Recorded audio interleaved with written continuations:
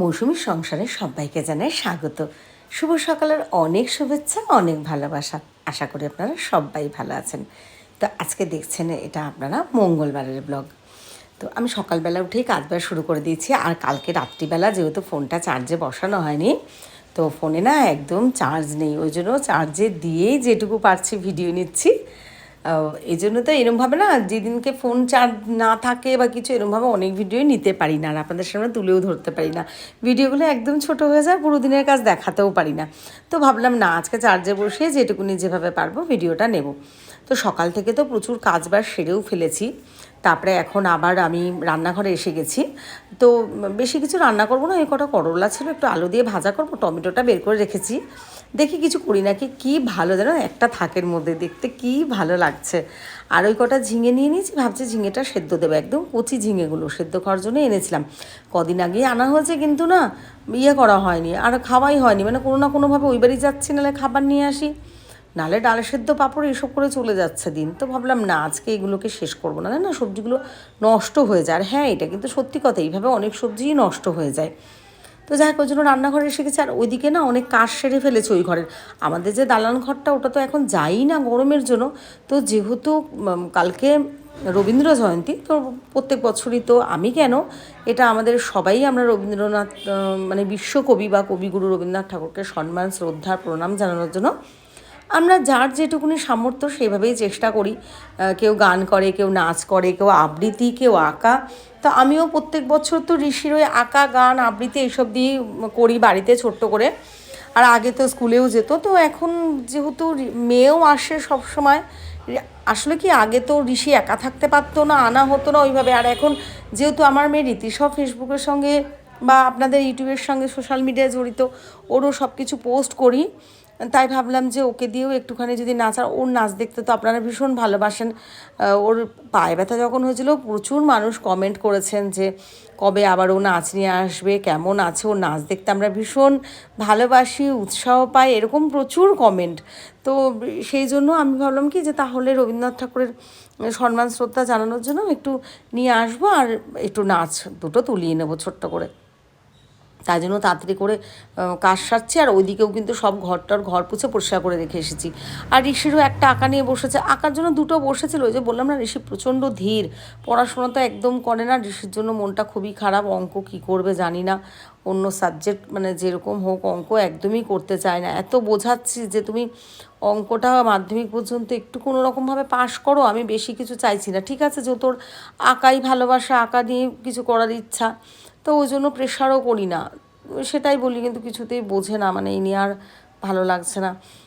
পরশু দিন যে বাপের বাড়ি গেছিলাম, সেদিনকে ওই বাড়ির গিয়ে না মাথা ঘষে নিয়েছি। ওখানে বেশ মাথা ঘষতে সুবিধা হয়, জলের বেশ অসুবিধা নেই। তো সেই জন্য মাথা ঘষেছি, যে আজকে একবারে স্নান করে এবার রেডি হয়ে আসলাম। তো এবার খেতে বসবো, খাবার টাবার গুছাচ্ছি। তো ঋষিকেও বললাম যে ঋষি তুমি তাড়াতাড়ি করে চলে এসো খাবার নিয়ে। আর ঋষি তো আজকে মঙ্গলবার, যেহেতু সকালেও পড়া থাকে, আবার বিকেলেও পড়া আছে, তাই বললাম আঁকা বা রবীন্দ্রনাথ ঠাকুরের জন্য যতটা গুছিয়ে এসব করে নাও, তারপরে খেয়ে নিই। তো আমরা এখন খেতে বসে পড়েছি। করলা ভাজাটা না বেশ ভালো হয়েছিল, ভালো লাগছে। আর বৌদি যে মাছ দিয়েছিল পরশু দিন আসার সময়, তো সেই মাছটাও কিন্তু রয়ে গেছে, মানে খাওয়ার দরকার পড়েনি, ওই জন্য খাইনি। তো ওটাকেও বের করে একটু গরম করে নিয়েছি। ঋষি বলছে মা মাছ খাবো না, তো আমি ভাবলাম ঠিক আছে তাহলে তুমি, ঋষি করলা আলু ভাজাটা এইভাবে কিন্তু ভাজলে ভালো খায়। তা বললাম ঠিক আছে, তাহলে আমি না হয় মাছগুলো খেয়ে নেবো, আর কালুকে একটু বেশি করে দিয়ে দেবো ভাতটা মেখে, আমার কালুও খেতে পারবে। তো আমি ঋষিকে আবার একটুখানি ভেতর থেকে বেছে গুছিয়ে দিয়েছি, ও ওইটুকুনি খেয়েছে, বাদ বাকিটা আমি আর আমার কালু সোনাই খেয়েছি। এই দেখুন, এই ঘরটা দেখেছেন, পুরো একদম, মানে অনেক দিন তো ঘরটা আসা হয়নি, সামনেটুকু কোনো রকম পুছে ওরকমভাবে রেখে দিতাম। তো আজকে চাদর তুলে ভালো করে তোষক টোষক ঝেড়ে ঘরের আনাচে কানাচে সব পুছে ভালো করে একবারে ধোয়া চাদর টাদর পেতে দিলাম। মানে আমার রাজকন্যা আসবে, তো এই ঘরেই, যেহেতু ঘরটা একটু ঠান্ডা হয়ে যায়, ওই হাই স্পিড ফ্যান আছে ওই ঘরে, ওটাও নিয়ে আসবো, ওর বাবা সেদিন সারিয়ে দিয়ে গেল। আর এই সাদা টেবিল ফ্যানটাও মোটামুটি হাওয়া হয়। তো দুটো টেবিল ফ্যান সেট করে সুন্দর করে, আর রবীন্দ্রনাথ ঠাকুরের ইয়ে করে, ওকে ওর যতটা করার আর কি, আর এটা তুলে রাখবো। আর গতকালকে তো এমনি রবীন্দ্রনাথ ঠাকুরকে ঋষিকে দিয়ে সম্মান দেওয়া, ফুল দেওয়া, আর মেয়ে যদি থাকে তো অবশ্যই তো ওকে দিয়েও এগুলো করাবো। তো এই যে আমার রাজকন্যা এসে গেছে, এসে ওকে চেঞ্জ করে আগে একটু ম্যাগি খাইয়ে নিচ্ছি। বাবা ফোন করলো যে ও খেয়ে যায়নি টিফিন, নালে বৌদি খাইয়েই পাঠায়। তা বললাম ঠিক আছে, তো এসেছে আগে ওর জন্য ম্যাগি বানিয়ে ওকে একটু খাইয়ে দিচ্ছে, বায়না করছে নিজে কিন্তু খেতে পারে, মা খাইয়ে দাও। তো যাই, ভিডিওগুলো ভালো লাগলে একটু লাইক কমেন্ট শেয়ার করে দেবেন, আপনারা ছাড়া আমি কিছুই না, আপনারা পাশে আছেন বলেই এটুকু উৎসাহ পাও। অনেক দূর দূর থেকে মানুষ অনেক কমেন্ট করেন, লাইক করেন, বেশ ভালো লাগে। আমার মেয়েকে সবাই অনেক ভালোবাসেন, তো সবাইকে জানাই অনেক ধন্যবাদ, অনেক ভালোবাসা, এইভাবেই পাশে থাকবেন, আপনারা ছাড়া আমি কিছুই না। দেখুন কত আদর করছে, আর আমাকে দেখাচ্ছে যে দেখো আমি আদর করছি মাকে। এবার একটু সাজুগুজু করাতে বসে পড়েছি, তো আগে নেল পালিশ পরিয়ে দিচ্ছি একটুখানি, আর নখগুলো বেশ বড় হয়ে গেছে দেখি, কালকে কেটে দেবো। আগে মা সবসময় এগুলো করতো, এখন মায়েরও বয়স হয়েছে, বৌদিও থাকে নানান কাজে, কত আর করবে, তো মাঝে মাঝে যখন সময় পাই আমি একটু করে দিই। তো ভাবলাম ঠিক আছে, তাহলে আজকে নাচটা রাত্রিবেলা মঙ্গলবার কাটবো না, কালকে তো বুধবার, তো কালকে না হয় নখগুলো কেটে দেবো। আমি ভালো কলকা তুলতে পারি না, তা আমার মেহেন্দি পড়ানো ওসব পারিও না, তা ভাবলাম এমনি এটা বৌদির থেকে কিনে নিয়ে এসেছিলাম।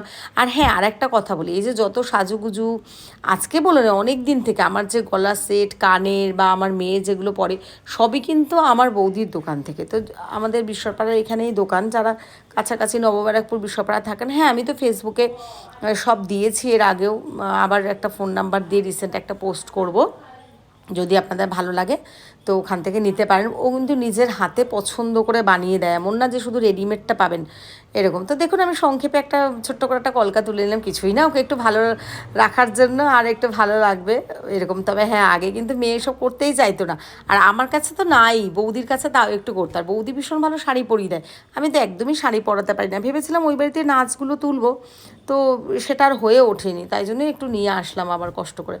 দেখুন আমার মেয়েকে সাজুগুজু করে দিয়েছি জুঁই ফুলের মালা দিয়ে, এই সেটটাও কিন্তু গলার যেটা দেখছেন আমার বৌদি বানিয়ে দিয়েছে, কি সুন্দর লাগছে দেখতে না। তো আমাদের নাচ তোলা হয়ে গেছে, ওগুলো তো আর তুলতে পারিনি, ওগুলো এমনি শর্ট করে দেবো, যদি কারো ভালো লাগে ফেসবুক মৌসুমি বড়াল ঘোষ আপনারা দেখে নিতে পারেন। তো এইবার কিন্তু ঋষি পড়ে এসে গেছে, ও আবদার করছে ভাইয়ের কাছে খাবে।